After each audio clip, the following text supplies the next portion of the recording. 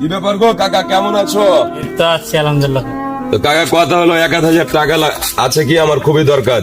নাই যে গো কাকা, কেন গো কাকা? আমার খুবই দরকার ছিল। আমার কাছে নাই এখন আপাতত।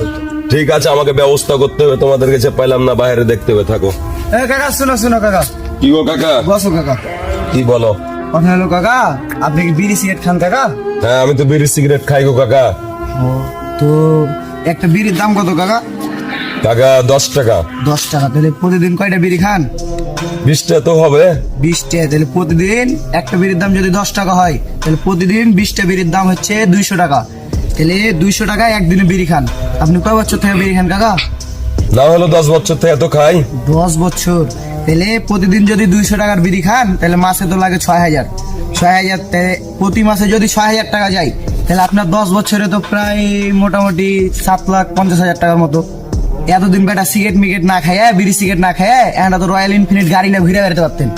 কি করছেন বেটা জীবনে? হ্যাঁ, সেলা করলে হবে, বিড়ি সিগারেট খায় না কাকার। আচ্ছা কাকা, ঠিক আছে, তোমার কথা আমি বুঝলাম। হ্যাঁ কাকা। তো কাকা তুমি কি বিড়ি টিড়ি খাও? না কাকা, বিড়ি সিগারেট খায় না তো আমি। ওই বেটা, তোমার আরম ভাব গাড়ি কই বিড়ি সিগারেট খাও না, ফের আমাকে তুমি জ্ঞান দিছো? ওই বেটা